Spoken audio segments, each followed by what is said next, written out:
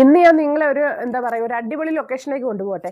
ഇതെന്ന് പറയുമ്പോൾ നിങ്ങൾക്ക് ഇപ്പോൾ കാണുമ്പോൾ മനസ്സിലാവുന്നുണ്ടോന്ന് എനിക്കറിയില്ല. പക്ഷെ നമ്മുടെ ഇലക്ട്രോണിക് സിറ്റിയിൽ തന്നെയുള്ളൊരു നല്ല അടിപൊളി ലൊക്കേഷനാണ്. നിങ്ങൾക്കിപ്പോൾ ഫോട്ടോഷൂട്ടും കാര്യങ്ങളൊക്കെ ചെയ്യാൻ പറ്റിയ ഒരു ലൊക്കേഷനാണ്. നല്ല അടിപൊളി സ്പോട്ടാണ്. അതുപോലെ തന്നെ നല്ല നാച്ചുറൽ ആയിട്ടുള്ള നല്ല കാറ്റും മഴയും വെള്ളവും എന്നൊക്കെ പറയത്തില്ലേ, എന്ന് പറഞ്ഞ പോലെയുള്ള എല്ലാ സംഭവങ്ങളും ഇവിടെ കിട്ടാറുണ്ട്.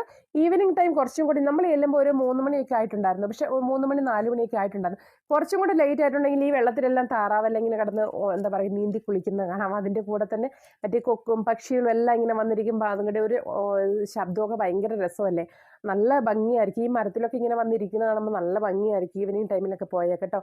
അപ്പോൾ വീക്കെൻഡിലൊക്കെ പോവുകയാണെങ്കിൽ നല്ല റഷായിരിക്കും. അല്ലാതെ തന്നെ നിങ്ങൾക്ക് നോർമൽ ഡേയ്സിലും പോകാൻ പറ്റും. നോർമൽ ഡേയ്സിലും കുറച്ച് റഷ് ഉണ്ട് ഈവനിങ് ടൈമൊക്കെ. കാരണം ഇതിന് തൊട്ടടുത്ത് തന്നെ പാർക്കും കൂടി അറ്റാച്ച്ഡ് ആണ്. അപ്പോൾ പാർക്കും കൂടി ഉള്ളത് കൊണ്ട് നല്ല റഷായിരിക്കും. എന്തായാലും നിങ്ങൾക്ക് സൈഡിൽ എന്താ പറയുക റോഡിൽ തന്നെ അവിടെ വണ്ടിയൊക്കെ പാർക്ക് ചെയ്യാനുള്ള ഒരു ഇതൊക്കെ കാണുന്നുണ്ട്. അപ്പം നിങ്ങൾ ഈ ഇലക്ട്രോണിക് സിറ്റിയിൽ തന്നെയുള്ള ആൾക്കാരാണെങ്കിൽ, അല്ലെങ്കിൽ ബാംഗ്ലൂരിൽ നിങ്ങൾ നിയർ ഇലക്ട്രോണിക് സിറ്റി ആണെന്നുണ്ടെങ്കിൽ മടിക്കാൽ തന്നെ ഈ ഒരു പ്ലേസ് ഒന്ന് വിസിറ്റ് ചെയ്യണം.